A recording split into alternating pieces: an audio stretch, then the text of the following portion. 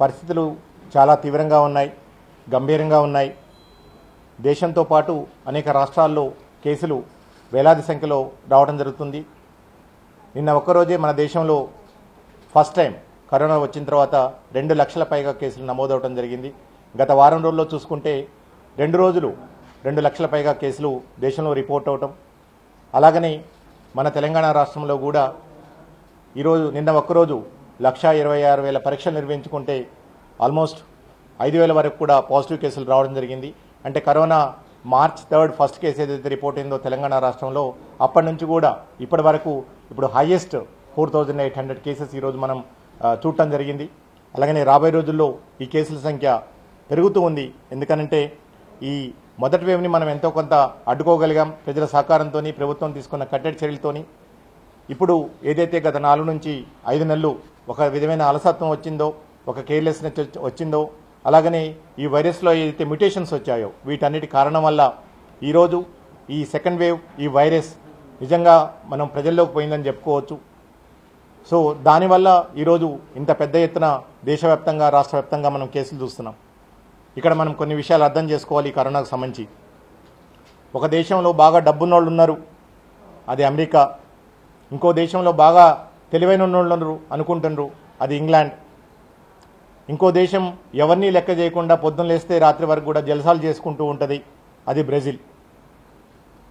మనకి ఈరోజు ఈ కంటికి కనపడని వైరస్, ఈ సూక్ష్మజీవి ఏదైతుందో ఈ అన్ని దేశాలు అంటే బాగా ప్రపంచంలోనే డబ్బున్నోళ్ళు, బాగా తెలివి ఉన్నది అనుకున్న వాళ్ళు, పొద్దున్న నుంచి రాత్రి వరకు కూడా జలసాలు చేసుకున్న వాళ్ళు, వీళ్ళందరినీ కూడా ఈరోజు మోకాళ్ళ మీదకి తీసుకొచ్చింది. వాళ్ళు ఈ వైరస్ ముందు మోకిరిల్లి నిలబడి ప్రార్థనలు చేయాల్సి వస్తుంది, అమ్మా మమ్మల్ని తప్పైంది క్షమించండి అని చెప్పేసేసి. ఇప్పుడు మన దేశానికి ఇలాంటి పరిస్థితి వస్తే ఈ డబ్బు కానివ్వండి, తెలివి కానివ్వండి, లేకపోతే జల్సాతనం కానివ్వండి, మనకి చాలా తక్కువగా ఉన్నాయి, పరిమితంగా ఉన్నాయి. సో ఇలాంటి పరిస్థితుల్లో మనం జాగ్రత్త పడాలా వద్దనేది మన ప్రజలందరూ కూడా మనం అర్థం చేసుకోవాలి. మనం కూడా ఈ వైరస్కి మోకరిల్లుదామా, మనం కూడా మనల్ని బలి చేసుకుందామా, లేదా మనం కూడా మన కుటుంబ సభ్యుల్ని బలి చేసుకుందామా అనేది ఈ విషయాన్ని మనం ఈరోజు అర్థం చేసుకోవాలి. ఎందుకంటే ప్రస్తుతం కోవిడ్ పరిస్థితులు ఎలా ఉన్నాయి దేశవ్యాప్తంగా అనే బాధతోని ఈ విషయాలన్నీ కూడా చెప్పడం జరుగుతుంది. అలాగనే ఎందుకంటే చరిత్ర నుంచి మనం చాలా పాఠాలు నేర్చుకోవాలి. మనం ఎప్పుడు వింటూ ఉంటాం, చరిత్ర నుంచి పాఠాలు నేర్చుకునే వాళ్ళు చరిత్రహీనులు అవుతారని చెప్పేసి. మన కళ్ళ ముందే ఒక 100 సంవత్సరాల క్రితం స్పానిష్ ఫ్లూ అనేది, ఒక మహాభయంకరమైన ఫ్లూ అనేది ప్రపంచవ్యాప్తంగా దాన్ని గడగడలాడించింది, ప్రజలందరినీ గడగడలాడించింది, దేశాలన్నీ కూడా గడగడలాడించింది. సో ఆ స్పానిష్ ఫ్లూ ప్రస్థానం తీసుకుంటే మొదటి కెరటంతో మనం పాఠం నేర్చుకోలేదు. అప్పుడు 30 నుంచి 50 లక్షల మంది బలయ్యారు. చనిపోయిన వాళ్ళ గురించి నేను మాట్లాడుతున్నా. అంటే ఎలాంటి టెక్నాలజీ కానివ్వండి, ఇప్పుడున్న ఇన్ఫ్రాస్ట్రక్చర్ కానివ్వండి, ఇంత అడ్వాన్స్డ్ మెడికల్ ఫెసిలిటీస్ కానివ్వండి లేని టైంలో అప్పుడే 30 నుంచి 50 లక్షల మంది బలవటం జరిగింది. ఆ తర్వాత ఒకసారి వైరస్ వచ్చిపోయింది, ఫ్లూ ఒక వేవ్ లాగా వచ్చి వెళ్ళిపోయిన తర్వాత మళ్ళీ ప్రజల్లో సేమ్ కేర్లెస్నెస్. అలాగనే వైరస్ కూడా తనంతట తను మ్యుటేషన్స్ చేసుకోవటం, ఇంకా శక్తి పొందటం, తద్వారా రెండో వేవ్లో ఏదైతుందో కుప్పలు తెప్పలుగా జనం బలైపోయారు. అంటే మనం అందరం ఈ సెకండ్ వేవ్లో సుమారు 2 కోట్ల నుంచి 7 కోట్ల మంది బలైపోయారని చెప్పేసి మనకి రికార్డ్స్ చెప్తూ ఉన్నాయి. అంటే ఫస్ట్ వేవ్లో ఏదైతే 30-50 లక్షలకి పరిమితం చేసుకోకుండా, జాగ్రత్తలు తీసుకోకుండా ఇక మొత్తం కరోనా మాయమైపోయింది, వైరస్ లేదని చెప్పేసేసి ఒక భ్రమలో ఉండేసి ప్రజలు విచ్చలవిడిగా ప్రవర్తించినప్పుడు అది మళ్ళీ ఒక 2 నుంచి 7 కోట్ల మంది జనాల్ని బలి తీసుకోవడానికి కారణమైంది స్పానిష్ ఫ్లూ. ఇప్పుడు ఈరోజు కరోనా పరిస్థితి కూడా ఉంది. ఎందుకంటే మనం ఈ చరిత్ర నుంచి పాఠాలు నేర్చుకోవట్లేదు, మళ్ళీ అజాగ్రత్త వహిస్తున్నాం, మళ్ళీ వైరస్కి మనం ఒక అవకాశం ఇస్తున్నాం అది శక్తి ముంచుకోవడానికి, విజృంభించడానికి. సో ఇట్లా మనం ప్రతిసారి ప్రతి 100 సంవత్సరాలకు ఒకసారి, ప్రతి 10 సంవత్సరాలకు ఒకసారి డిఫరెంట్ వైరస్తోని మనం బాధపడుతున్నప్పుడు, మన కుటుంబ సభ్యులు మనం బలవుతున్నప్పుడు ఇట్లా బలైతూ పోవాలా లేదా అని చెప్పేసి కూడా మనం ప్రజలు ఈరోజు ఆలోచించుకోవాల్సిన అవసరం ఉంది. ఇకపోతే మన రాష్ట్రానికి వస్తే ఈ వైరస్ ఎట్లా ప్రబలుతుందని చెప్పేసి ఒక చిన్న ఉదాహరణ మీకు చెప్తాను. మనకు ఒక మహారాష్ట్ర బోర్డర్కి, ఒక మన స్టేట్కి ఒక జిల్లా ఉంది. ఆ జిల్లాకి మహారాష్ట్ర నుంచి మార్చి 24కి ఒక 20 మంది రావడం జరిగింది, ఒక ఉత్సవం చేసుకోవటం కోసం, ఒక ఫెస్టివల్ చేసుకోవడం కోసం రావడం జరిగింది 20 మంది. అక్కడ ఆ ఉత్సవం చేసుకున్న తర్వాత ఒక 30 మందికి మన వాళ్ళు కూడా అక్కడ ఈ 20 మందికి మన వాళ్ళు ఒక 30 మంది కలిశారు. ఈ 30 మంది కలిసేసేసి మళ్ళీ అక్కడ పెద్ద ఎత్తున సెలబ్రేషన్ చేసుకున్నారు. చేసుకున్న తర్వాత కొద్ది రోజులకి సిమ్టమ్స్ కనిపించాయి. సిమ్టమ్స్ 4th ఏప్రిల్కి మనకి సిమ్టమ్స్ కనిపించడం జరిగింది.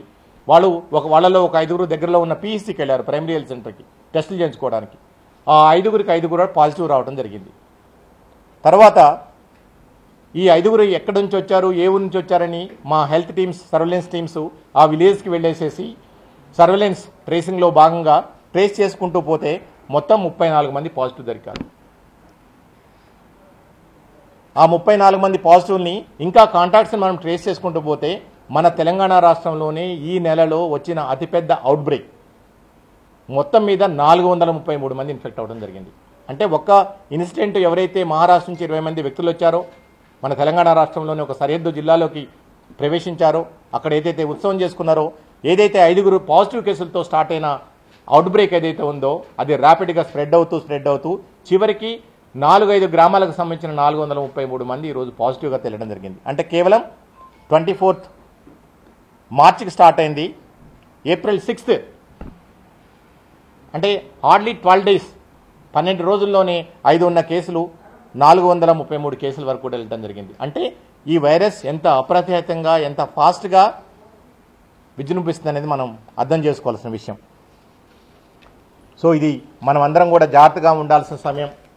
ప్రతిసారి చెప్తున్నాం, ఇది ఆల్రెడీ ఇంతకుముందు మేము గత 4 రోజుల క్రితమే చెప్పడం జరిగింది. క్లోజ్ సెట్టింగ్స్లో ఎస్పెషల్లీ ఈవెన్ ఈ ఏరోజాల్స్ రూపంలో గాలి ద్వారా కూడా వస్తుంది. అందుకనే కుటుంబాలు కూడా కుటుంబంలో ఒక వ్యక్తి ఫస్ట్ వేవ్లో అయితే ఒక వ్యక్తి ఇన్ఫెక్ట్ అయితే అతన్ని ఐసోలేట్ చేసి ట్రేస్ చేసుకుంటే మిగిలిన వాళ్ళందరూ కూడా నెగిటివ్గా ఉండే అవకాశం ఉంది. ఈరోజు ఆ వ్యక్తిని ఐడెంటిఫై చేసి ట్రేస్ చేసి పాజిటివ్ అయ్యి తెలుసుకునే టైంలోపే మిగిలిన కుటుంబ సభ్యులందరూ కూడా ఇన్ఫెక్ట్ అవుతుంది. అంటే అది ఫాస్ట్గా, అది కొన్ని గంటల్లోనూ లేదా 1 or 2 daysలోనే కుటుంబాలు కూడా ఇట్లాంటి వందలాది వేలాది కుటుంబాలు మనం ఈరోజు చూస్తూ ఉన్నాం. సో ఇది ఎంత ఫాస్ట్గా, ఎంత ర్యాంపెంట్గా స్ప్రెడ్ అవుతుందని మనం అర్థం చేసుకోవాలి. దీనికి ముఖ్య కారణాలు మనం పదే చెప్పుకోవాల్సిన అవసరం లేదు. డెఫినెట్లీ వైరస్లో మ్యుటేషన్స్ వచ్చాయి, డబుల్ మ్యుటేషన్స్ వచ్చాయి. వివిధ దేశాల నుంచి వచ్చిన వాళ్ళ ద్వారా వచ్చిన మ్యుటేషన్స్ కూడా ఈరోజు సర్క్యులేట్ అవుతున్నాయి మన రాష్ట్రంలో వైరస్లో వచ్చేసేసి. అట్లనే ప్రజలు కూడా గత 6 నెలల నుంచే చాలా అజాగ్రత్తగా ఏదైతే కరోనా నిబంధనలు పాటించాలో అవన్నీ పాటించకపోవటం, ఒక కేర్లెస్నెస్. సో వీటన్నిటి వల్ల ఈరోజు ఇలాంటి పరిస్థితులు మనకి దాపురించాయి. అయినా సరే తెలంగాణ రాష్ట్ర ప్రభుత్వం ఈ సెకండ్ వేవ్కి సంబంధించి ఈవెన్ ఫిబ్రవరి మొదటి మాసంలోనే అప్రమత్తమైంది, జాగ్రత్త పడింది. మనం టెస్టుల సంఖ్య పెంచుకున్నాం. మీరు గత సంవత్సరం ఫస్ట్ వేవ్లో చూస్తే మొత్తం మీద టోటల్ వేవ్ అంతా కలిపి మనం కేవలం మ్యాక్సిమం 69,000 పరీక్షలే నిర్వహించుకున్నాం. ఈసారి ఫిబ్రవరి మాసం మొదటి వారంలో కూడా 25 నుంచి 30,000 పరీక్షలు నిర్వహించుకున్నాం. బట్ ఈ రోజున్న పరిస్థితుల దృష్ట్యా, డిమాండ్ దృష్ట్యా ఈ వైరస్ని కంట్రోల్లో పెట్టుకోవడం కోసం ఈరోజు ఒక్కరోజే మనం మొత్తం మీద 126,235 పరీక్షలు చేసుకున్నాం. నిన్న ఒక్కరోజు దేశవ్యాప్తంగా 14,95,397 పరీక్షలు నిర్వహిస్తే కోవిడ్ పరీక్షలు మన రాష్ట్రంలోనే 120,235 పరీక్షలు నిర్వహించుకోవడం జరిగింది. అలాగనే 4,446 పాజిటివ్ కేసులు రావడం జరిగింది. సో మన పాజిటివిటీ రేట్ వచ్చేసేసి ఇప్పుడు 2.98% ఉంది. అదే దేశవ్యాప్తంగా చూసుకుంటే 5.48% ఉన్నది. ఒక ఏప్రిల్ మాసంలో మన పాజిటివిటీ రేట్ ఏదైతే ఫస్ట్ ఏప్రిల్కి 1.63% ఉన్న పాజిటివిటీ రేట్ ఆల్మోస్ట్ 3.52%కి, అంటే కేవలం 15 రోజుల్లో డబుల్ అయిపోయింది. పాజిటివిటీ రేట్ వచ్చేసేసి ఆల్మోస్ట్ డబుల్ కంటే కూడా ఎక్కువ అవడం జరిగింది. సో ఇది చాలా ఫాస్ట్గా పాజిటివిటీ రేట్ ఇంక్రీజ్ అవుతుంది, కేసెస్ ఇంక్రీజ్ అవుతున్నాయి. అదృష్టవశాత్తు మన పబ్లిక్ హెల్త్ సిబ్బంది అనుకోండి, మన హాస్పిటల్స్ అనుకోండి, నిరంతరం టెస్టులు, ట్రేసింగ్, ట్రీట్మెంట్కి సంబంధించి ఇవన్నీ కూడా వార్ఫుడ్ బేసిస్ మీద ఇంత అలసిపోయిన తర్వాత కూడా గత సంవత్సరంన్నర నుంచి కూడా మన వైద్య ఆరోగ్య సిబ్బంది ఇంత నిరంతరం పనిచేస్తూ కూడా ఇప్పటికి కూడా సెకండ్ వేవ్లో భాగంగా ప్రజలకి సేవలు అందించడంలో భాగంగా ఒక పక్క వ్యాక్సినేషన్, ఇంకొక పక్క టెస్టింగ్, ట్రేసింగ్, ట్రీట్మెంట్, ఇంకొక పక్క నార్మల్ హెల్త్ కేర్ సర్వీసెస్ ఇవన్నీ అందిస్తున్నారు. ప్రభుత్వం అన్ని రకాల జాగ్రత్తలు చేపట్టడం జరిగింది. వైద్య ఆరోగ్య శాఖ అన్ని రకాల ఏర్పాట్లు చేయడం జరిగింది. టెస్టుల సంఖ్య రాబోయే రోజుల్లో ఇంకా పెంచుతాం. ఎందుకంటే ఎంత ఎక్కువగా టెస్టులు చేసుకుంటే అంత తక్కువగా మనకి కేసులు వచ్చే అవకాశం ఉంటుంది, అంత త్వరగా ఈ పాజిటివ్ వ్యక్తులను మనం ఐడెంటిఫై చేసుకోవడానికి అవకాశం ఉంటుంది, వాళ్ళకి ట్రీట్మెంట్ అందించడానికి అవకాశం ఉంటుంది. మనం గత 7 రోజుల్లో సరాసరి తీసుకున్నా కానీ ప్రతిరోజు కూడా మనం 103,471 పరీక్షలు నిర్వహించుకున్నాం. మన చుట్టుపక్కల ఉన్న రాష్ట్రాలు కూడా ఇప్పుడు ఇంత పెద్ద స్థాయిని ఎక్కడా కూడా పరీక్షలు నిర్వహించుకోవడం జరగట్లేదు. అలాగని ట్రీట్మెంట్కి సంబంధించి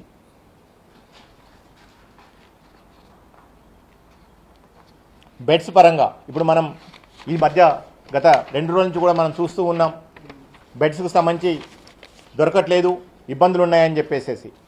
మనం ఓవరాల్గా రాష్ట్ర వ్యాప్తంగా ఉన్న బెడ్స్ కండిషన్ తీసుకుంటే మొత్తం మీద సెప్టెంబర్ 3 అంటే లాస్ట్ ఫస్ట్ వేవ్లో భాగంగా మనం కేవలం 18,232 బెడ్స్తోని మనం మేనేజ్ చేసుకోవడం జరిగింది మొత్తం షో అంతా కూడా. అప్పుడు మన మ్యాక్సిమం బెడ్ ఆక్యుపెన్సీ వచ్చేసేసి కేవలం 40%, అంటే గవర్నమెంట్ అండ్ ప్రైవేట్ హాస్పిటల్స్లో వచ్చేసేసి. ఈరోజు 16th ఏప్రిల్కి వచ్చేసేసి అవే బెడ్స్ 18,232 ఉన్న బెడ్స్ని ఈరోజు 38,752 బెడ్స్ని మనం ఇంక్రీజ్ చేసుకోవడం జరిగింది. అంటే ఆల్మోస్ట్ డబుల్ ఇంక్రీజ్ చేసుకున్నాం. అండ్ రాబోయే ఈ 2-3 రోజుల్లోనే ఇంకా కూడా ఈ 38,752 ఉన్న బెడ్స్ని 53,556 బెడ్స్కి మనం ఇంక్రీజ్ చేసుకుంటున్నాం. మొత్తం మీద రాష్ట్ర వ్యాప్తంగా కోవిడ్ ట్రీట్మెంట్ కోసం 116 government hospitals and especially Hyderabad జిహెచ్ఎంసీలో వచ్చేసి 5 కోవిడ్ డెడికేటెడ్ హాస్పిటల్స్ని మనం డిజిగ్నేట్ చేసుకోవడం జరిగింది. అక్కడ కేవలం కోవిడ్ ట్రీట్మెంట్ కోసమే ప్రజలకు సేవలు అందిస్తున్నాం. అలాగనే ప్రైవేట్ హాస్పిటల్స్, ఇంతకుముందు మనకి 240 ప్రైవేట్ హాస్పిటల్స్ ఉన్నాయి. ఈరోజు మొత్తం మీద 1935 ప్రైవేట్ హాస్పిటల్స్కి ఎక్కడైతే 10కి పైగా బెడ్స్ ఉన్న అన్ని హాస్పిటల్స్ కూడా ఆల్రెడీ కోవిడ్ ట్రీట్మెంట్ కోసం పర్మిషన్స్ ఇవ్వడం జరిగింది. ఈ హాస్పిటల్స్లో ఏదైతే 40,000 బెడ్స్ కొత్తగా ప్రైవేట్ హాస్పిటల్స్ మనం అదనంగా యాడ్ చేసుకున్నామో దాంట్లో 5,000 ఆక్సిజన్ బెడ్స్ ఉన్నాయి, 1,500 ఇంటెన్సివ్ కేర్ యూనిట్ బెడ్స్ ఉన్నాయి, ఇంకొక 1,500 వచ్చేసేసి వెంటిలేటర్ బెడ్స్ కూడా ఉన్నాయి. ఇవన్నీ కూడా ఈరోజు ప్రభుత్వ ప్రైవేట్ హాస్పిటల్స్ సంఘాలతోని ఎస్పెషలీ తానాతోని తాషాతోని వీళ్ళందరితో మాట్లాడి వీళ్ళందరినీ ఒప్పించేసేసి మనం ఈ కోవిడ్ ట్రీట్మెంట్ కోసం ఈ ఫోల్డ్లోకి తీసుకోవడం రావడం జరిగింది. సో బెడ్స్ పరంగా కూడా ఎక్కడ రాష్ట్ర వ్యాప్తంగా ఎక్కడ షార్టేజ్ లేదు. బట్ షార్టేజ్ కానివ్వండి, డిమాండ్ కానివ్వండి, మీరు ఏదైతే చూస్తున్నారో కేవలం ఏదైతే ఒక 15-20 పెద్ద హాస్పిటల్స్ ఉన్నాయో అక్కడ మాత్రమే బెడ్స్ దొరకట్లేదని చెప్పి మనం అంటూ ఉన్నాం. మనం ఇక్కడ అర్థం చేసుకోవాల్సింది ఏంటంటే ఈ కోవిడ్ ట్రీట్మెంట్కి సంబంధించి ఎస్పెషల్లీ 100 మందికి ఈ వ్యాధి వస్తే 80% పీపుల్ వచ్చేసేసి 80% మందిలో ఎలాంటి వ్యాధి లక్షణాలు లేవు. అంటే ఈ 80% మందికి ఎలాంటి ట్రీట్మెంట్ అవసరం లేదు. ఇంకొక 15-20% ఎవరైతే ఉన్నారో దాంట్లో ఆల్మోస్ట్ 10% వచ్చేసేసి కేవలం మైల్డ్ సిమ్టమ్స్, అంటే వీళ్ళు కూడా ఈ ఎలాంటి సిమ్టమ్స్ లేని వ్యక్తుల మాదిరిగానే ఇంట్లో ఉండేసో లేకపోతే కోవిడ్ కేర్ సెంటర్స్లో ఉండేసో ట్రీట్మెంట్ తీసుకోవచ్చు. వీళ్ళు ఎలాంటి ఆందోళనకు గురి కావాల్సిన లేదు, భయపడాల్సిన అవసరం లేదు. ఎవరైతే కేవలం 10-12% పాపులేషన్ ఉన్నారో ఇప్పటి వరకు మన హాస్పిటలైజేషన్ తీసుకుంటే కేవలం 7-8% మాత్రమే మనకి ఉంటున్నది ప్రతిరోజు వచ్చేసేసి. కాబట్టి ప్రజలు బెడ్స్ లేవని చెప్పేసి, ఎందుకంటే ఆల్మోస్ట్ 53,000 బెడ్స్ పడకలు మనకి అందుబాటులోకి వచ్చినాయి. రాబోయే రోజుల్లో ఇంకొన్ని పడకలు కూడా మనం అందుబాటులోకి తీసుకొస్తున్నాం. అలాగనే ప్రైవేట్ హాస్పిటల్స్లో ఇంతకుముందు 8,000 ఉన్న బెడ్స్ని ఈరోజు 14,000 వరకు కూడా బెడ్స్ని పెంచుకోవడం జరిగింది. సో అన్ని హాస్పిటల్స్ ట్రీట్మెంట్ అంతా కూడా డీసెంట్రలైజ్ చేయడం జరిగింది. అట్లే ప్రభుత్వ ఆధ్వర్యంలో Covid care centres 44 Covid care centres 5,000 బెడ్స్తో మనం ఈరోజు ఏర్పాటు చేసుకోవడం జరిగింది. సో ఇది ఏదైతే అసిమ్టమాటిక్ ఎలాంటి వ్యాధి లక్షణాలు లేని వాళ్ళు కానివ్వండి, లేకపోతే మైల్డ్ సిమ్టమ్స్ ఉన్న వీళ్ళందరూ కూడా ఇళ్లలో ఉండి కానివ్వండి, కోవిడ్ కేర్ సెంటర్స్లో ఉండి కానివ్వండి ట్రీట్మెంట్ తీసుకోవచ్చు.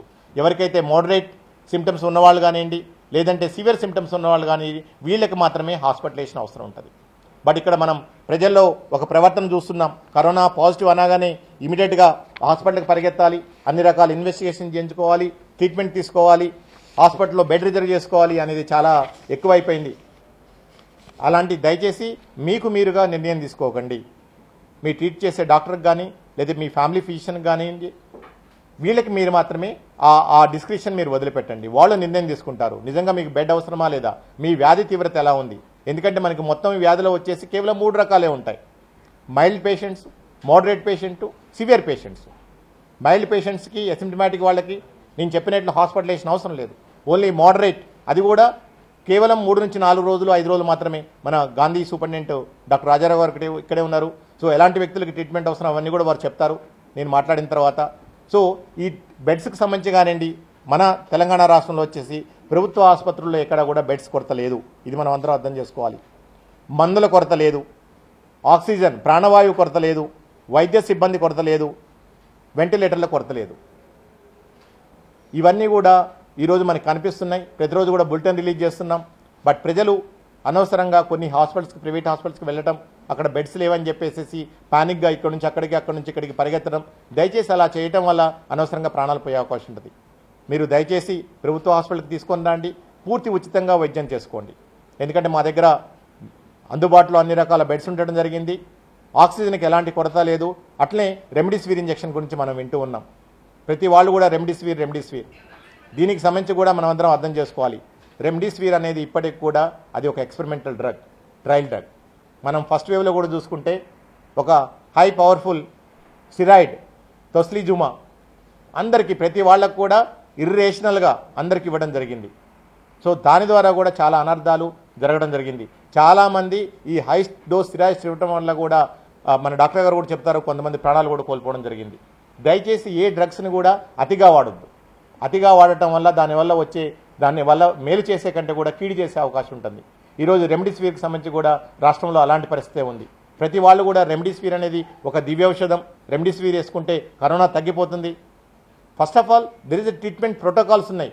WHO ఇచ్చిన ట్రీట్మెంట్ ప్రోటోకాల్స్ ఉన్నాయి, మన నేషనల్ ట్రీట్మెంట్ ప్రోటోకాల్స్ ఉన్నాయి. రెమ్డెసివిర్ ఏ పరిస్థితుల్లో వాడాలి? First of all remdesivir injection వచ్చేసేసి ఎసిమ్టమాటిక్ ఎలాంటి వ్యాధి లక్షణాలు లేని వాళ్ళకి కానివ్వండి, మైల్డ్ సిమ్టమ్స్ ఉన్న వాళ్ళకి కానివ్వండి, దయచేసి రెమ్డెసివిర్ వాడరాదు.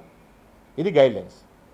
ఓన్లీ మోడరేట్గా ఉన్న కేసుల్లో మాత్రమే, అది ఎక్స్పెరిమెంటల్ ట్రయల్ బేస్ కింద మాత్రమే మీరు రెమ్డెసివిర్ వాడాలి. ఇది క్లియర్గా ఉన్న ప్రోటోకాల్స్. కానీ ఇక్కడ ఇప్పుడు జరుగుతున్నది ఏంటి? మనకి అలాంటి పర్సంటేజ్ ఎంతమంది పేషెంట్స్ ఉంటారు? కేవలం 2 నుంచి 3% మంది మాత్రమే ఉంటారు, లేదా మ్యాక్సిమం 5% మాత్రమే ఉంటారు మోడరేట్గా ఉన్న కేసులు వచ్చేసేసి. ఈరోజు మనకి వెంటిలేటర్ కానివ్వండి, ఇంటెన్సివ్ కేర్ యూనిట్స్ కానీ ఆ బెడ్స్ అవసరమైన వ్యక్తులు కేవలం 2 నుంచి 3% మాత్రమే. సో రేపు పొద్దున 1,00,000-2 లక్షలు యాక్టివ్ కేసులు వచ్చినా సరే మనకున్న బెడ్స్ సరిపోతాయి, మనకున్న ఆక్సిజన్ సరిపోతుంది, మనకున్న రెమ్డెసివిర్ ఇంజెక్షన్ సరిపోతాయి, మనకున్న వెంటిలేటర్స్ సరిపోతాయి. సో వీటి గురించి మనం భయపడాల్సిన అవసరం లేదు. ఇవన్నీ కూడా ప్రభుత్వం, వైద్య ఆరోగ్య శాఖ ప్రజలకు అందుబాటులోకి తీసుకొచ్చింది. ఇప్పుడు మనం చేయాల్సింది ఏంటంటే మనం ఎలాంటి జాగ్రత్తలు తీసుకోవాలి. ఇప్పుడు కోవిడ్ ఎంత ఫాస్ట్గా వ్యాప్తి చెందుతున్నది. ప్రజల్లో గత వారం నుంచి 10 రోజులు తీసుకుంటే నిజంగా మార్పు వచ్చింది. బయటకు పోతే ఇప్పుడు ఆల్మోస్ట్ ఒక 70% పాపులేషన్ మాస్క్ పెట్టుకుంటున్నారు. కొంతమంది మాస్క్ సరిగా ప్రాపర్గా వేసుకోకపోయినా సరే majority of the population mask వేసుకుంటున్నారు. అది మంచి పరిణామం. రాబోయే జూన్ వరకు కూడా దయచేసి తెలంగాణ ప్రభుత్వం, వైద్య ఆరోగ్య శాఖ చేస్తున్న అడ్వైజరీ కానివ్వండి, సూచనలు కానివ్వండి మీరు పాటించండి. ఎందుకంటే జూన్ వరకు, మే, జూన్ మొత్తం మీద 4 నుంచి 6 వారాలు 8 వారాల వరకు కూడా మీరు బయటకు వెళ్ళిన ప్రతిసారి దయచేసి మాస్క్ ధరించండి. ఫస్ట్ ఆఫ్ ఆల్ మీకు అత్యవసరము ఉంటేనే మీరు దయచేసి బయటకు వెళ్ళండి, అనవసరంగా బయటకు వెళ్ళొద్దు. 2, మీరు బయటకు వెళ్ళిన ప్రతిసారి మాస్క్ ధరించండి. ఆ మాస్క్ కూడా ప్రాపర్గా ధరించండి. భౌతిక దూరాన్ని పాటించండి. చేతుల్ని రెగ్యులర్గా శుభ్రం చేసుకోవడం, శానిటైజ్ చేసుకోవడం చేయండి. బయటికి వెళ్ళినప్పుడు మీ ఫ్రెండ్స్తోనో, లేదా గుంపుల్లోనో, లేదా చిన్న గ్యాదరింగ్సో, లేదా బర్త్డేస్ అనో, ఇంతకుముందు చెప్పాను ఒక ఉత్సవం 5 వ్యక్తులతో 473 వ్యక్తులకు ఎట్లా ఇన్ఫెక్ట్ చేస్తుందో చెప్పాం. ఇంతకంటే మన కళ్ళ ముందు ఉదాహరణే ఉన్నాయి. ఇట్లాంటి గత 6 వారాల్లో ఇట్లాంటి ఒక 100 ఉదాహరణలు ఉన్నాయి మనకి. ఇన్ని కేసులు పెరుగుతున్నాయి అంటే అవే రీజన్స్, ప్రజల కేర్లెస్నెస్. అవన్నీ చెప్తామమ్మా, డీటెయిల్స్ అన్నీ ఇస్తాను నేను. సో ఈ జాగ్రత్తలన్నీ కూడా మనం తీసుకోవాల్సిన అవసరం ఉంటుంది. సో ఈ జాగ్రత్తల్ని మీరు తూచా తప్పకుండా మీరు పాటించాలి. మేము ఇప్పుడు చెప్తున్నామంటే దయచేసి పరిస్థితులు ఎంత తీవ్రంగా ఉన్నాయో కూడా మీరు అర్థం చేసుకోవాల్సిన అవసరం ఉంది.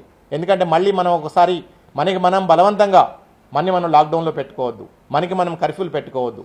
కేంద్ర ప్రభుత్వం కానివ్వండి, రాష్ట్ర ప్రభుత్వానికి కానివ్వండి ఎలాంటి రిస్ట్రిక్షన్స్ పెట్టే ఉద్దేశం కూడా లేదు. ఎందుకంటే ప్రజల లైవ్లీహుడ్స్ అనుకోండి, దేశ రాష్ట్రాల ఆర్థిక వ్యవస్థలు అనుకోండి, చాలా ఇప్పటికే చితికిపోయినాయి గత సంవత్సరం నుంచి కూడా. ఇంకా వాటిని భరించే పరిస్థితుల్లో లేం. ఎందుకంటే లక్షలాది ప్రజలు ఎవరైతే బయటికి వెళ్ళి పొట్టకూటి కోసం ఆ రోజు కష్టపడితే తప్పితే కడుపు నిండని పరిస్థితిలో ఉన్నాం. కానీ ఇవన్నీ చేసుకుంటూ కూడా జాగ్రత్తలు తీసుకోవటం, అది కేవలం చిన్న మాస్క్ ధరించడం, కొంచెం భౌతిక దూరం పాటించడం, అలాగనే మీరు ఇంటికి వచ్చిన తర్వాత మీ కుటుంబ సభ్యుల మధ్యలో ఉన్నప్పుడు కూడా. ఎందుకంటే ఈరోజు గత 4 రోజుల క్రితం మీకు ఆల్రెడీ చెప్పడం జరిగింది, ఈరోజు ల్యాన్సెట్ ఏదైతే జర్నల్లో పబ్లిష్ అయిందో గాలి ద్వారా కూడా ఈ వైరస్ వ్యాప్తి చెందుతుందని చెప్పేసి, ఎస్పెషల్లీ క్లోజ్ సెట్టింగ్స్లో. ఎందుకంటే మనకున్న హౌసెస్ కానివ్వండి, రూమ్స్ కానివ్వండి చాలా తక్కువ విస్తీర్ణంతో ఉంటాయి.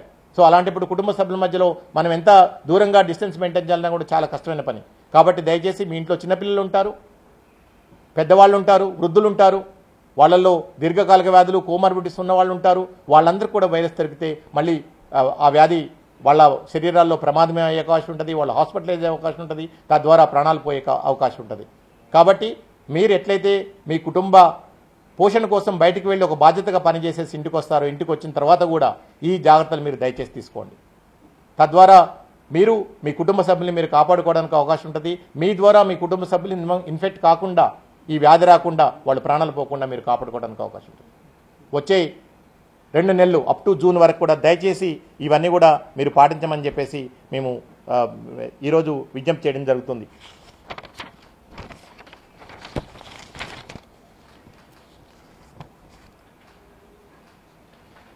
ఇకపోతే వ్యాక్సిన్కి సంబంధించి తెలంగాణ రాష్ట్ర వ్యాప్తంగా సుమారు 1300 సెంటర్ పైగా మనం కోవిడ్ వ్యాక్సినేషన్ ప్రోగ్రామ్ని మనం కండక్ట్ చేసుకుంటున్నాం. కోవిడ్ వ్యాక్సిన్కి సంబంధించి గత 2 డేస్ నుంచి కూడా కొంచెం కొరత కనిపిస్తున్నది. ఎందుకంటే ఈ కోవిడ్ వ్యాక్సిన్ కేంద్ర ప్రభుత్వమే సప్లై చేస్తూ ఉంటుంది, మనకి రెగ్యులర్గా వచ్చేసేసి. ఇప్పటి వరకు కూడా మనం మొత్తం మీద 28 లక్షల మందికి వ్యాక్సినేషన్ ఇవ్వడం జరిగింది. ఈ 28 లక్షల మందిలో మొదటి డోస్ తీసుకున్న వాళ్ళు సుమారు 25 లక్షల మంది ఉన్నారు. అంటే ఆల్రెడీ మనకున్న 1 crore టార్గెటెడ్ పాపులేషన్ ఏముందో ఆల్మోస్ట్ ఒక 25% మనం కంప్లీట్ చేసుకోవడం జరిగింది. ఇది నిజంగా ప్రజల్ని కూడా ఈరోజు అభినందిస్తున్నాం. ప్రజల్లో వచ్చిన మార్పుకి, ప్రజలు ఈ వ్యాక్సిన్ పట్ల చూపెడుతున్న శ్రద్ధకి, వాళ్ళు వైరస్ నుంచి వాళ్ళు కాపాడుకోవాలని చెప్పేసి ఏదైతే నిజంగా ఒక మంచి మార్పు వచ్చిందో అది శుభపరిణామం. దయచేసి ప్రజలందరూ కూడా 40 సంవత్సరాల పైబడిన వ్యక్తులందరూ కూడా, వీళ్ళందరూ మన రాష్ట్రంలో 80 లక్షల మందికి పైగా ఉన్నారు. మీరందరూ దయచేసి దగ్గరలో ఉన్న వ్యాక్సినేషన్ సెంటర్కి వెళ్ళండి. ఎందుకంటే మీకు ప్రతిరోజు మనకి ఎలా అయితే వ్యాక్సిన్ డోస్ వస్తున్నాయో అవన్నీ కూడా, ఎందుకంటే నిన్న ఒక్కరోజే మనం సుమారు 1,75,000 మందికి అన్ని రకాల ఫస్ట్ అండ్ సెకండ్ డోస్ ఇచ్చుకోవడం జరిగింది. నిన్న ఒక్కరోజే ఫస్ట్ డోస్ 1,61,406 మందికి మనం వ్యాక్సినేషన్ ఇచ్చుకోవడం జరిగింది. కాబట్టి ప్రతిరోజు మినిమం 1.5 lakh వరకు కూడా మనం వేసుకుంటూ వెళ్తున్నాం. ఇలా వేసుకుంటే కేవలం బై ఎండ్ ఆఫ్ జూన్ మన టార్గెటెడ్ పాపులేషన్ అంతా కూడా మనం రీచ్ కావడానికి అవకాశం ఉంటుంది. తద్వారా ఈ వైరస్ని మనం క్రష్ చేసుకోవడానికి, వైరస్ని కంట్రోల్ చేసుకోవడానికి అవకాశం ఉంటుంది. ఎప్పుడైతే majority of the population vaccine వేసుకుంటారో దానివల్ల ఒక హెర్డ్ ఇమ్యూనిటీ క్రియేట్ అవుద్ది. ఒక హెర్డ్ ఇమ్యూనిటీ క్రియేట్ అవ్వటం వల్ల ఈ వైరస్లో ఏదైతే ఈ మార్పులు, మ్యుటేషన్స్ కానివ్వండి, ఉత్పరివర్తనాలు కానివ్వండి ఏవైతే జరుగుతుంటాయో అవన్నీ కూడా వీక్ మ్యుటేషన్స్గా మారుతాయి. దానివల్ల ఎలాంటి ఇబ్బందులు ఉండవు. ఎప్పుడైతే మనం ఈ వ్యాక్సినేషన్ వేసుకోకుండా అర్హత ఉన్న వాళ్ళు కూడా ఎవరైతే ఎక్కువ మంది ఉంటారో, హెర్డ్ ఇమ్యూనిటీ మనం పూర్తిగా మనం సాధించుకోలేమో, అలాంటి పరిస్థితుల్లో మళ్ళీ స్ట్రాంగ్ మ్యుటేషన్స్ వస్తుంటాయి. ఎందుకంటే ఈ వైరస్ తన సహజ గుణం ప్రకారం రెగ్యులర్గా మ్యూటేట్ చేసుకుంటూ పోతుంటుంది. ఈరోజు మన కళ్ళ ముందు ఆల్రెడీ అనేక దేశాలు, ఎస్పెషల్లీ ఇంతకుముందు మనం చెప్పుకున్న దేశాలతో పాటు ఈరోజు ఇజ్రాయెల్ అనుకోండి, యూఏఈలో ఉన్న చాలా చిన్న కంట్రీస్ అనుకోండి, అలాగనే యూకే అనుకోండి, ఆల్మోస్ట్ 100కి ఆల్మోస్ట్ 80 to 90% పాపులేషన్ ఎవరైతే ఉన్నారో వాళ్ళందరూ కూడా వ్యాక్సిన్ వేసుకోవడం జరిగింది.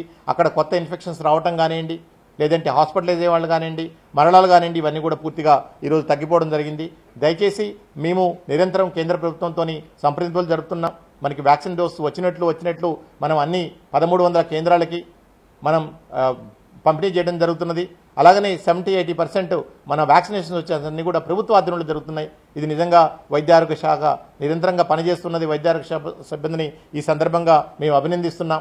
అలాగనే health care workers, front line workers ఎవరైతే ఉన్నారో వాళ్ళందరూ కూడా last time honourable chief minister గారు రివ్యూ చేసిన తర్వాత ఆ పర్సెంటేజ్ కూడా ఫ్రంట్ లైన్ వర్కర్స్ వచ్చేసి ఆల్మోస్ట్ 63%.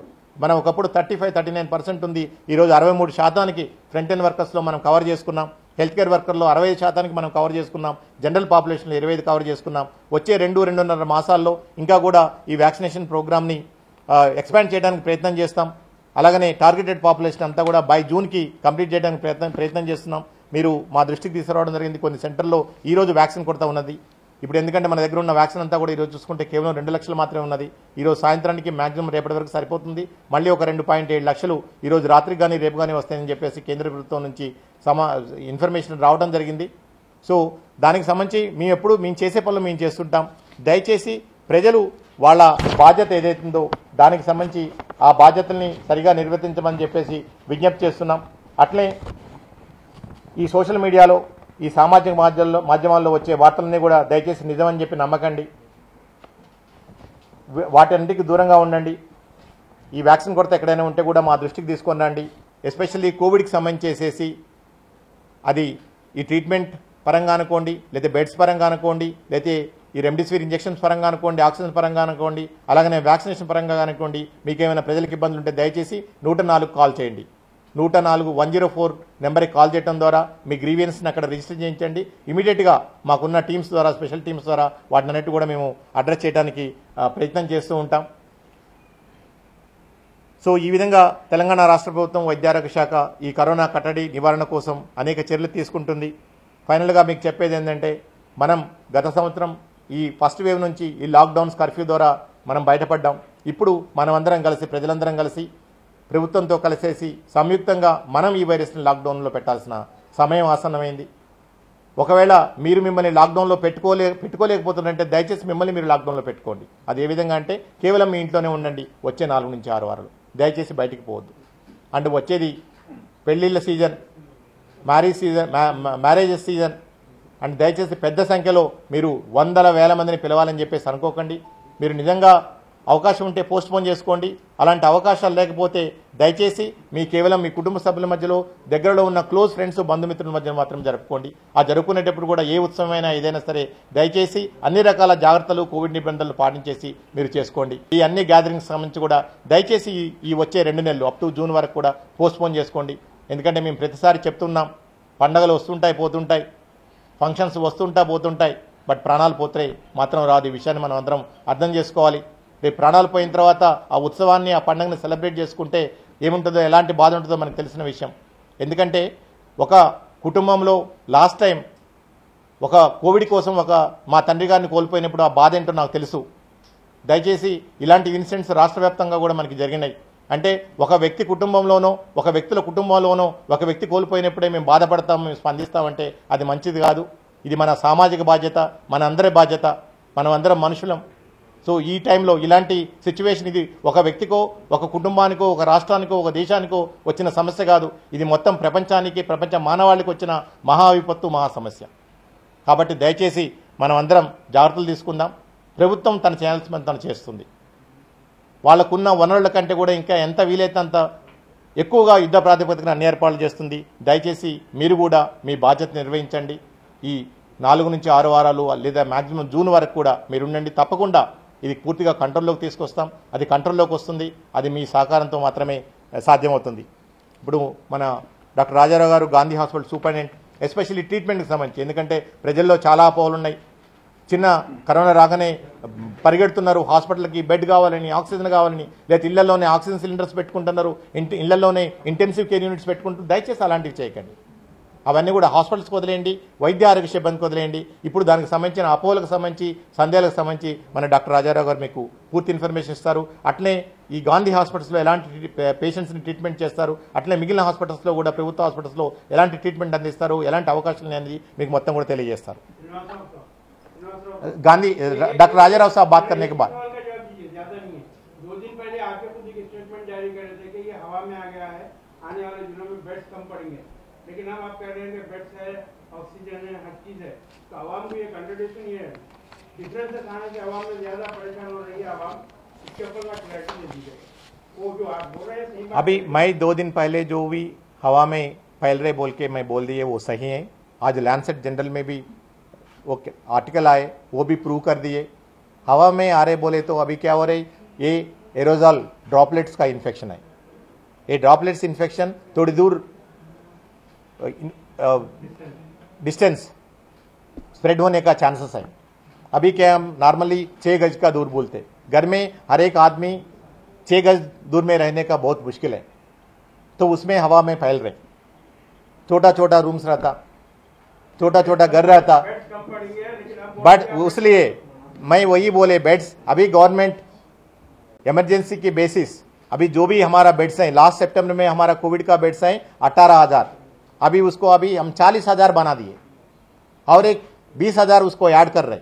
तो बेड्स के लिए प्रॉब्लम नहीं है. अभी प्रॉब्लम क्या है, पब्लिक को खाली एक 10-15 हॉस्पिटल्स में ही बेड चाहिए, 10-15 हॉस्पिटल्स में इंटेंसिव केयर यूनिट चाहिए, घर में ही इंटेंसिव केयर यूनिट चाहिए. अभी किसको चाहिए, वो एक तो रेशनल होना ना, रेशनलिटी किधर है. अभी हर एक को रेमडेसिविर नहीं दे सकते, हर एक को ऑक्सीजन का जरूरत नहीं है, हर एक को इंटेंसिव केयर यूनिट का जरूरत नहीं है. अभी हम बोल रहे हैं 100 आदमी को ये बीमार आए तो खाली 10 आदमी को लिए हॉस्पिटलेशन चाहिए. तो 10 हॉस्पिटल में 10 लोग में खाली 3 और 4 लोग के लिए इंटेंसिव केयर यूनिट चाहिए, वेंटिलेटर चाहिए. सो ये पूरा अभी रिसोर्सेज जो भी है ये देश का रिसोर्सेस है, बहुत मूल्य है ये रिसोर्सेस. अभी जिसको बेड चाहिए उसको छोड़ देंगे, जिसको रेमडेसिविर चाहिए उसको छोड़ देंगे. जून तक ये कंटिन्यूअस रहेगा ये प्रोसेस. ये प्रोसेस तो हम पूरा यस अलर्टिव रहना, सब लोग अलर्टिव रहना, सब लोग प्रिकॉशंस लेना। अभी जो भी फेस्टिवल है, रमदान हो और दूसरा शादी हो और कुछ अदर रिलीजियस का फंक्शंस हो, हम पूरा इसको पोस्टपोन कर लेना। घर से ही इमरजेंसी भी है तो ही बाहर आ जाना, जॉब के लिए बाहर जाना, जो भी प्रिकॉशंस लेना है वो पूरा प्रिकॉशंस लेने का है। यही रास्ता है हमारे को इस पैंडमिक से, कोविड से बचने का। ఆక్సిజన్ కొరత లేదు, రెమ్డెసివిర్ ఇంజెక్షన్స్ అందుబాటులో ఉన్నాయి। ఆల్మోస్ట్ ఆల్రెడీ ఈ రోజే ఒక 20,000 పైగా రెమ్డెసివిర్ ఇంజెక్షన్స్ మన దగ్గర ఉండటం జరిగింది। అలాగనే మొత్తం రాబోయే వారం రోజుల్లో మనం 2 లక్షల పైగా రెమ్డెసివిర్ ఇంజెక్షన్స్ సమకూర్చుకుంటున్నాం। ఎక్కడైతే ప్రైవేట్ హాస్పిటల్స్లో రెమ్డెసివిర్ కోసం కొంచెం షార్టేజ్ డిమాండ్ అనేది మనం వింటూ ఉన్నామో, దయచేసి ఇక్కడ అర్థం చేసుకోవాల్సిందంటే ప్రైవేట్ హాస్పిటల్స్ కానివ్వండి, ఎవరైతే పేషెంట్స్ని ట్రీట్ చేస్తున్నారో ఆ పేషెంట్స్ బంధువులు ఉన్నారో వీళ్ళందరూ కూడా ఇది ఎంత రేషనల్గా మనం వాడుతున్నాం అనేది మనం చూసుకోవాలి। ఒకటి రేషనల్ యూసేజ్ ఆఫ్ రెమ్డెసివిర్, ఆ రేషనల్ యూసేజ్ ఆఫ్ ఆక్సిజన్। రెండోది వచ్చేసేసి మన దగ్గర రెమ్డెసివిర్ ఓన్లీ 2 కంపెనీలు మాత్రమే తయారు చేస్తున్నాయి, ఒకటి మైలాన్, రెండోది హెట్రో। మైలాన్ కూడా ప్రొడక్షన్ ఇంకో 2-3 రోజుల్లో స్టార్ట్ అవుతుంది, హెట్రో వాళ్ళు మాత్రమే ప్రొడక్షన్ చేస్తున్నారు। సో హెట్రో కంపెనీ ఏదైతే ప్రొటెక్ట్ చేస్తుందో డైలీ 20,000 ఆర్ 25,000 వైల్స్ ప్రతిరోజు ప్రొడ్యూస్ చేస్తున్నదో ఇవి మన రాష్ట్రంతో పాటు దేశంలో ఉన్న అన్ని రాష్ట్రాలకు కూడా వెళ్తూ ఉంటాయి। ఇక్కడ మనం అర్థం చేసుకోవాలి, హెట్రో అనేది మన రాష్ట్రంలో ఉంది కాబట్టి, మన హైదరాబాద్లో ఉంది కాబట్టి మనకే వస్తాయి స్టాక్స్ అనుకోవద్దు దయచేసి। అండ్ ఇంతకుముందు కూడా మనం మాట్లాడుకున్నాం, 100 మంది వస్తే ఎంతమందికి రెమ్డెసివిర్ అవసరం అయితే 3, 4, 5 కాదు। బట్ ఈరోజు పరిస్థితులు ఏమైనా ఉన్నాయి, హాస్పిటల్లో జాయిన్ అయిన ప్రతి వాళ్ళందరికీ ఎందుకు రెమ్డెసివిర్ అవసరం అవుతుంది? ఎగ్జాక్ట్లీ అదే ఆల్రెడీ దీనికి సంబంధించి ప్రైవేట్ డాక్టర్స్ అందరినీ కూడా నిన్న ఓరియంటేషన్ చేయడం జరిగింది। ఈ స్టాండర్డ్ ట్రీట్మెంట్ ప్రోటోకాల్స్ ఏవైతే ఉన్నాయో, ఎందుకంటే గత సంవత్సరం నుంచి కూడా మనం ఈ చాలా లెసన్స్ నేర్చుకున్నాం, అది ప్రివెన్షన్లో భాగంగా నేర్చుకున్నాం, ట్రీట్మెంట్లో భాగంగా కూడా నేర్చుకున్నాం। దీనికి సంబంధించి అన్ని ప్రైవేట్ హాస్పిటల్స్ ఈరోజైతే మన ఫోల్డ్లోకి వచ్చాయో మొత్తం కూడా వాటినన్నిటికీ కూడా అవగాహన కల్పించాం, డాక్టర్స్కి ఓరియంటేషన్ పెట్టాం। మా డాక్టర్ రాజారావు గారు ఇతరత్ర ఆల్ టీచింగ్ స్టాఫ్ అంతా కూడా దీంట్లో పార్టిసిపేట్ చేయడం జరిగింది। క్లియర్గా తానాతాషా వాళ్ళకు కూడా చెప్పడం జరిగింది ఏ పరిస్థితుల్లో మీరు రెమ్డెసివిర్ వాడాలి, ఈ విషయాన్ని మనం అర్థం చేసుకోవాలి। ప్రజల అవగాహన కోసం కూడా చెప్పడం జరిగింది, ఓన్లీ మోడరేట్ పేషెంట్స్లో అండ్ సివియర్ పేషెంట్స్లో అది ఫస్ట్ వీక్లో మాత్రమే మనం ఈ రెమ్డెసివిర్ ఇంజెక్షన్ మనం వాడాల్సి ఉంటుంది। అది కేవలం 6 డోసులు మాత్రమే, 6 ఇంజెక్షన్స్ మాత్రమే వాళ్ళు వాడాల్సి ఉంటుంది। అది కూడా డాక్టర్ల పరీక్షణలో మాత్రమే మనం చేసుకోవాలి। మనం వింటూ ఉన్నాం ఇవాళ రేపు ఇంట్లోనే రెమ్డెసివిర్ ఇచ్చుకుంటున్నారు। ఇలాంటి దయచేసి ప్రతి డ్రగ్ కూడా యాంటీవైరల్ డ్రగ్ అంటే దానికి కొన్ని సైడ్ ఎఫెక్ట్స్ ఉంటాయి। మన బాడీలో శరీరంలో వైరల్ లోడ్ లేకుండా ఎలాంటి లక్షణాలు లేకుండా అంత పవర్ఫుల్ యాంటీవైరల్ డ్రగ్స్ తీసుకోవటం వల్ల అంటే any viral disease is self limiting disease, తనంతట తనే క్యూర్ అయిపోద్ది। అది 80% పాపులేషన్లో మనం చూస్తూ ఉన్నాం। వాళ్ళకి ఎందుకు మనం ఇంత ఇది చేయాల్సి వస్తున్నదంటే వాళ్ళు వేరే వాళ్ళకి ఇన్ఫెక్ట్ చేసే అవకాశం ఉంటుంది, తద్వారా ఇమ్యూనో కాంప్రమైజ్ కానీ వాళ్ళకి ఇబ్బంది అవకాశం ఉంటుంది కాబట్టి వాళ్ళని ఐసోలేషన్లో ఉండమంటున్నాం, ఇంట్లో ఉండమంటున్నాం, లేదా కోవిడ్ కేర్ సెంటర్స్లో ఉండమంటున్నాం। వాళ్ళందరినీ వెళ్ళి హాస్పిటల్స్లో మీరు అడ్మిట్ అవ్వండి అని చెప్పట్లేదు। సో ఇప్పటికున్న పరిస్థితుల్లో రెమ్డెసివిర్ని మనం రేషనల్గా వాడుకోవాలి, ఎందుకంటే ఇప్పుడు వచ్చే సప్లై అంతా కూడా మన రాష్ట్రానికి కాదు అంటే దేశానికి సంబంధించిన సప్లై। అండ్ మైలాన్ ల్యాబ్ వాళ్ళు కూడా సప్లై స్టార్ట్ చేశారు మ్యానుఫ్యాక్చరింగ్, అది కూడా మనకి 1 or 2 డేస్లో వస్తుంది। అండ్ ఈ ప్రైవేట్ హాస్పిటల్స్లో కూడా డైరెక్ట్గా ఎక్కడ కూడా మార్కెట్స్లో ఏజెన్సీస్కి ఇవ్వడమో డిస్ట్రిబ్యూటర్స్కి ఇవ్వడమో చేయలేదు, డైరెక్ట్గా కంపెనీ డిపోస్ నుంచి మాత్రమే మొత్తం హాస్పిటల్స్ ఏదైతే ఈరోజు 1300 హాస్పిటల్స్ని ఐడెంటిఫై చేసుకున్నామో ఈ లిస్ట్ అంతా కూడా మేము డ్రగ్ కంట్రోల్ డిపార్ట్మెంట్కి, హెల్త్ డిపార్ట్మెంట్ నుంచి ఇవ్వడం జరిగింది। డ్రగ్ కంట్రోల్ డిపార్ట్మెంట్ వాళ్ళు ఈ 2 కంపెనీలకి ఈ లిస్ట్ ఇవ్వడం జరిగింది। వాళ్ళకి అడ్మిట్ అయిన పేషెంట్స్ ప్రకారం ప్రతిరోజు కూడా ఈ పేషెంట్స్ ప్రకారం వాళ్ళ నెంబర్ ఆఫ్ డోసెస్ ఎన్ని కావాలి ఏంటనేది వాళ్ళకి ఇన్ఫార్మ్ చేయడం జరుగుతుంది, ఇవ్వడం జరుగుతుంది। సో మనకి ప్రాబ్లం ఇక్కడ ఏమొస్తుంది, ఓన్లీ కొన్ని హాస్పిటల్స్లోని పేషెంట్స్ అందరూ కూడా సెంట్రలైజ్ అయి ఉన్నారు। సో వీటి వల్ల ఈ చిన్న ఇష్యూస్ వస్తున్నాయి। దయచేసి ఒకటి రేషనల్గా వాడాలి, రెండవది వచ్చేసేసి దీన్ని స్ట్రీమ్లైన్ చేయడానికి ఆల్రెడీ మెకానిజం పెట్టడం జరిగింది। ఎస్పెషల్లీ రెమ్డెసివిర్ అండ్ ఆక్సిజన్కి సంబంధించేసేసి స్టేట్ లెవెల్లో drug control DCA drug control director ఆధ్వర్యంలో కమిటీస్ని పెట్టడం జరిగింది। వాళ్ళు రెగ్యులర్గా సిచ్యువేషన్ మానిటర్ చేస్తున్నారు। అది ఒక మా గవర్నమెంట్ హాస్పిటల్స్లో కాకుండా ప్రైవేట్ హాస్పిటల్లో కూడా సిచ్యువేషన్ ఈ రెండింటి కొరత లేకుండా కూడా చూసుకుంటున్నారు। పెళ్లిళ్ళకి సంబంధించి ప్రజలు చెప్తా ఉన్నారు, జాగ్రత్తగా ఉండాలి, పెళ్లిళ్ళని పోస్ట్పోన్ చేసుకోవాలి, ఈ ఆంక్షలు ఇవే సూచనలు రాజకీయ పార్టీలకు వర్తించవాలి, ఎందుకంటే వేల సంఖ్యలో బహిరంగ సభలు పెడతా ఉన్నారు। రేపు నిన్న కాక మొన్న మున్సిపల్ ఎన్నికలకు సంబంధించి నోటిఫికేషన్ కూడా వచ్చింది, అక్కడ కూడా గ్యాదరింగ్ రేపటి నుంచి మళ్ళీ పొలిటికల్ హీట్ పెరుగుతూ ఉన్నారు। వాళ్ళకి ఏం సూచన చేస్తారు, వాళ్ళకి ఏదైనా మీరు నివేదిక లాంటివి ఇచ్చారా, మేము చెప్పిన సూచనలన్నీ కూడా అది పెళ్ళిళ్ళకో లేకపోతే రిలీజియస్ ఫంక్షన్స్కో లేదా ఇంకొక దానికో కాదు, ఇది రాజకీయ పార్టీలు కూడా వర్తిస్తాయి, రాజకీయ పార్టీల సభలకి సమావేశాలకు అన్ని వర్తిస్తాయి. వాళ్ళందరూ కూడా ప్రతి ఒక్కళ్ళు కూడా ఇది ఒక మన బాధ్యతగా, సామాజిక బాధ్యతగా మనం చేయాల్సి ఉంటుంది. ఇది పాండమిక్, మహమ్మారి. దీన్ని మనం ట్రీట్ చేయాలనుకోవద్దు, ఓన్లీ ప్రివెంట్ చేయాలి. అది అందరం కలిసి ఒక డిపార్ట్మెంట్ కాదు, అన్ని డిపార్ట్మెంట్స్, అన్ని రకాల వ్యవస్థలు, ప్రజాస్వామ్యంలో ఉన్న ప్రభుత్వంలో ఉన్న అన్ని వ్యవస్థలన్నీ కూడా కలిసికట్టు పనిచేయాలి. దీనికి ప్రజల సహకారం కూడా కావాలి. So till such time we get the virus under control, we should not move. Restrict your homes, restrict your places. Sir, 2 questions. జీహెచ్ఎంసీలో కేసెస్ ఈ లిమిట్స్లో ఎక్కువగా చూస్తున్నాం. మేడ్చల్ రంగారెడ్డి కూడా డే బై డే ఇంక్రీజ్ అవుతుంది. ఎస్పెషల్లీ జీహెచ్ఎంసీ డిపార్ట్మెంట్స్ నుంచి మీకు ఎలాంటి కోఆపరేషన్ ఉంది? మైక్రో కంటాక్ట్స్ విషయంలో ఇప్పటి వరకు మీరు వాళ్ళకి చెప్తున్న ఇన్స్ట్రక్షన్స్ ఏంటి, వాళ్ళు తీసుకుంటున్న చర్యలు ఏంటి? సెకండ్ థింగ్, రెమెడీస్ మీరు అత్యవసర సమయాల్లో తప్ప వాడొద్దు అంటున్నారు, దివ్య ఔషధం కాదు అని మీరే చెప్తున్నారు. మానసిక స్థితిని క్యాష్ చేసుకుంటున్నాయి చాలా ప్రైవేట్ హాస్పిటల్స్. ఎందుకు కఠిన చర్యలు మీరు వాళ్ళపై తీసుకోలేకపోతున్నారు? వాళ్ళే చెప్తారు రెమెడీస్ మీరు ఇవ్వకపోతే ఈ నిమిషం ప్రాణం పోతుంది అని. ఆ నిమిషంకి ఆ పేషెంట్ బంధువుల యొక్క మెంటల్ కండిషన్ ఏ విధంగా ఉంటుందో మనం కూడా అర్థం చేసుకోవాలి కదా. అంటే ఇలాంటి పాండమిక్ సిచ్యువేషన్లో కూడా, ఇలాంటి మహమ్మారి లక్షలాది మంది ప్రాణాలు బలి తీసుకుంటున్న సమయంలో కూడా ప్రజలు తన స్వార్థం కోసం, తమ కమర్షియల్ యాక్టివిటీస్ కోసం, డబ్బు కోసం ఇంత దిగజారడం అనేది నిజంగా చాలా బాధాకరమైన విషయం ఇలాంటి పరిస్థితుల్లో. ఓకే, వాళ్ళందరికీ ఆల్రెడీ ప్రభుత్వ వ్యవస్థలు పనిచేస్తున్నాయి. ప్రభుత్వ ఇంటెలిజెన్స్ డిపార్ట్మెంట్ ఆల్రెడీ దీంట్లో రంగంలో దిగడం జరిగింది. వాళ్ళ మీద లాస్ట్ టైం కూడా మీరు చూస్తే ఫస్ట్ వేవ్లో ఆక్సిజన్ సిలిండర్స్ ఎవరైతే బ్లాక్ చేయడానికి ప్రయత్నం చేశారో వాళ్ళందరినీ అరెస్ట్ చేయడం జరిగింది. ఈసారి కూడా అలాంటి పరిస్థితులే వస్తాయి తప్పకుండా కూడా. ఎవరైతే ఎందుకంటే ప్రభుత్వమే కంప్లీట్గా సిస్టమ్ అంతా కూడా స్ట్రీమ్లైన్ చేయడం జరుగుతుంది. డైరెక్ట్గా కంపెనీ డిపోస్ నుంచి హాస్పిటల్స్కి ఏదైతే ఉంటో డిజిగ్నేటెడ్ హాస్పిటల్, పర్మిటెడ్ హాస్పిటల్స్కి మాత్రమే ఈరోజు రెమ్డెసివిర్ ఇంజెక్షన్ ఇవ్వడం జరుగుతుంది. ఇండస్ట్రియల్ రిలేటెడ్ ఆక్సిజన్ సప్లైస్ అన్ని కూడా స్టాప్ చేయడం జరిగింది. ప్రభుత్వం ఆల్రెడీ నిర్ణయం తీసుకోవడం జరిగింది. ఇండస్ట్రియల్ ఆక్సిజన్, ఇండస్ట్రియల్ యాక్టివిటీస్ అన్ని కూడా స్టాప్ అయిపోయినాయి. ఇండస్ట్రియల్ ఆక్సిజన్ అంతా కూడా మెడికల్ పరంగా, మెడికల్ అవసరాల కోసం, నీడ్స్ కోసం ఈరోజు ఆక్సిజన్ సప్లై చేయడం జరుగుతుంది. ఇప్పటికి నేను మార్నింగ్ నుంచి కూడా 2-3 కాల్స్ వచ్చాయి. ఆక్సిజన్కి ఎక్కడా కూడా కొరత లేదు. దయచేసి ఇళ్లల్లో ఎవరికి వాళ్ళు సిలిండర్లు పెట్టుకోవటం. రేపు నాకు కరోనా వస్తుందేమో సిలిండర్ ఇంట్లో పెట్టుకుంటా, రేపు నాకు కరోనా వస్తుంది రెమ్డెసివిర్ ఇంజక్షన్లు పెట్టుకుంటా. నిజంగా నీకు రాసి పెట్టుంటే ఎట్టైనా బతుకుతావు. ఇవన్నీ పెట్టుకోవడం వల్ల ఏం ఉపయోగం? పోయే టైం వస్తే పోతారు. అమ్మా, జిహెచ్ఎంసీ అన్ని లైన్ డిపార్ట్మెంట్స్ కూడా అన్నీ సహకరించుకుంటున్నాయి. ఎప్పుడైతే పోలీస్ డిపార్ట్మెంట్ ఈరోజు ఎన్ఫోర్స్ చేస్తున్నది, ఈరోజు 60% మనము మాస్కులు వేసుకొని 70% మాస్కులు వేసుకొని మనకు బయట కనిపిస్తున్నారంటే పోలీస్ డిపార్ట్మెంట్ ఎప్పుడైతే ఎన్ఫోర్స్మెంట్ స్టార్ట్ చేస్తుందో అది మనం క్లియర్గా చూస్తున్నాం, విజిబిలిటీ. రాబోయే రోజుల్లో ఇంకా పోలీస్ డిపార్ట్మెంటు, మున్సిపల్ డిపార్ట్మెంట్ ఇంకా కఠినంగా ఇచ్చేస్తుంది. మా బాధ ఏంటంటే ప్రజలు మాస్క్ వేసుకోవడం కోసం కూడా ఫైన్లు పే చేయాలనేది బాధాకరమైన విషయం. అరే, నీ ప్రాణాలు కాపాడుకోవడం కోసం హెల్మెట్ పెట్టుకోవాలంటే వాడు పెట్టుకోడు, దానికి ఫైన్లు పే చేస్తాడు. నీ ప్రాణాలు కాపాడుకోవడం వైరస్ నుంచి అని చెప్పి మాస్క్ పెట్టుకోమంటే మాస్క్ పెట్టుకోడు.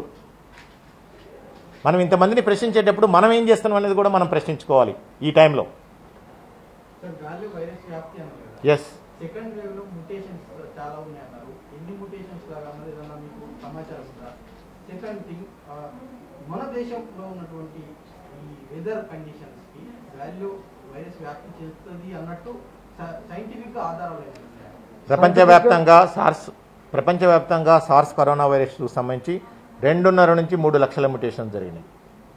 2.5 నుంచి 3 లక్షలు. మన దేశంలోనే 800 పైగా మ్యుటేషన్స్ జరిగినాయి.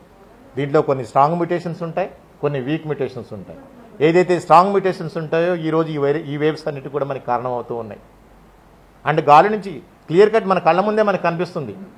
నేను 4 రోజుల క్రితం, వారం రోజుల క్రితం as a epidemiologist, as a public health specialist, it is my duty what is going in the field. యాక్చువల్గా ఏం జరుగుతున్నది?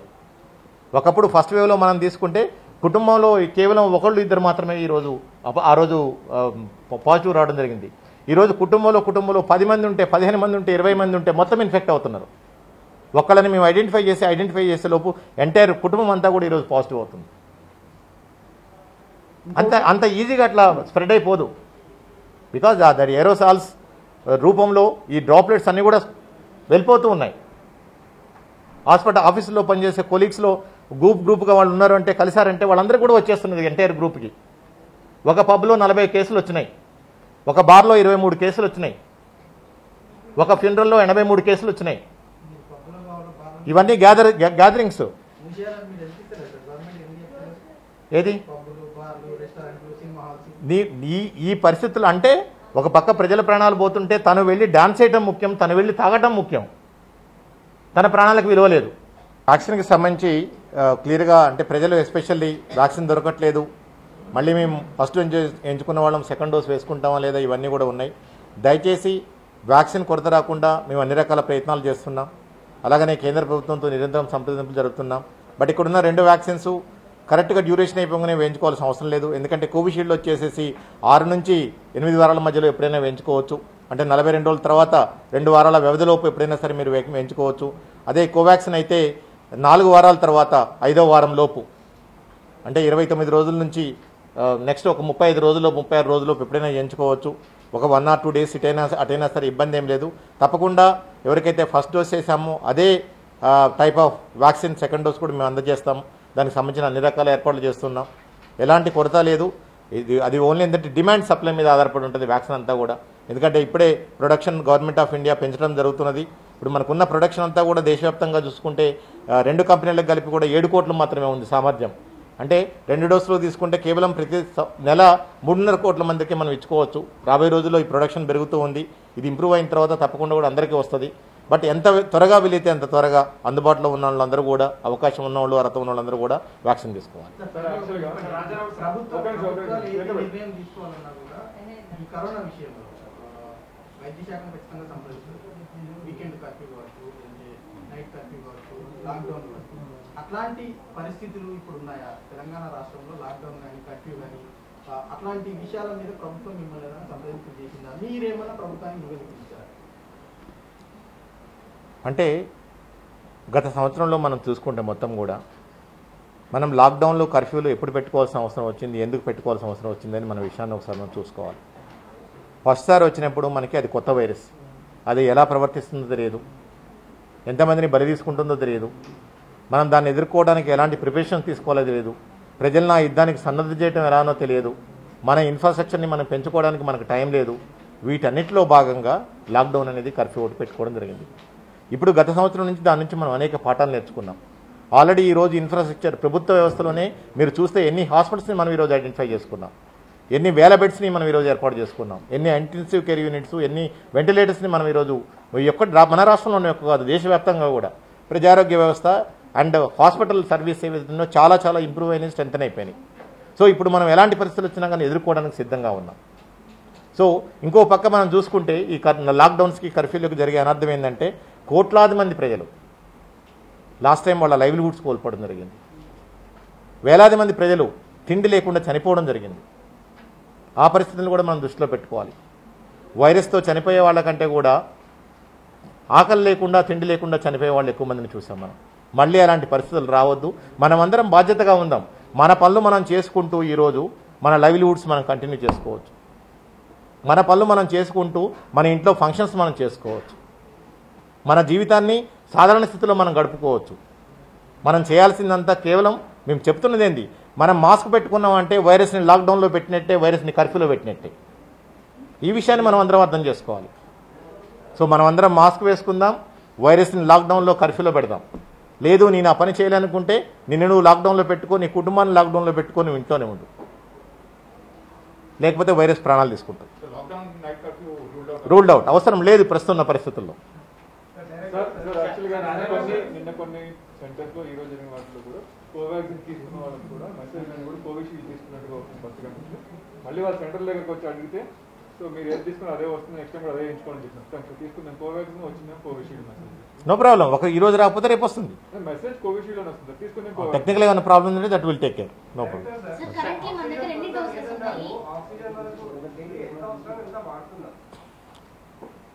డైలీ నార్మల్ టైంలో వచ్చేసేసి I think 1.3 or 1.4 metric tons, నాకు పూర్తి డీటెయిల్స్లో నా దగ్గర at present. I will definitely share it with you. At present 2.3 or 2.4 metric tons దాన్ని ఆక్సిజన్ వాడుతున్నాం. అందుకనే మనం దాని డిమాండ్ పెరిగింది కాబట్టి దానికోసం మనం ఇండస్ట్రియల్ ఆక్సిజన్ యూసేజ్ ఏదైతుందో దాన్ని కంప్లీట్గా స్టాప్ చేయడం జరిగింది. దాని ప్రకారం ఆల్రెడీ గవర్నమెంట్ ఆర్డర్స్ ఇవ్వడం జరిగింది. అలాగనే మన ఇక్కడ ఆక్సిజన్ కూడా రేషనల్గా వాడమని చెప్పేసి అన్ని రకాల ప్రైవేట్ హాస్పిటల్, ఎందుకంటే ఆక్సిజన్ కూడా ఈరోజు నిరుపయోగం అవుతున్నది, దుర్వినియోగం అవుతున్నది. ఈ విషయాన్ని కూడా మనం అర్థం చేసుకోవాలి. ఎందుకంటే హైఫ్లో నేషనల్ ఆక్సిజన్ ఏతుందో దాంట్లో చాలా ఫాస్ట్గా ఆక్సిజన్ బయటకు వెళ్ళిపోతుంటుంది.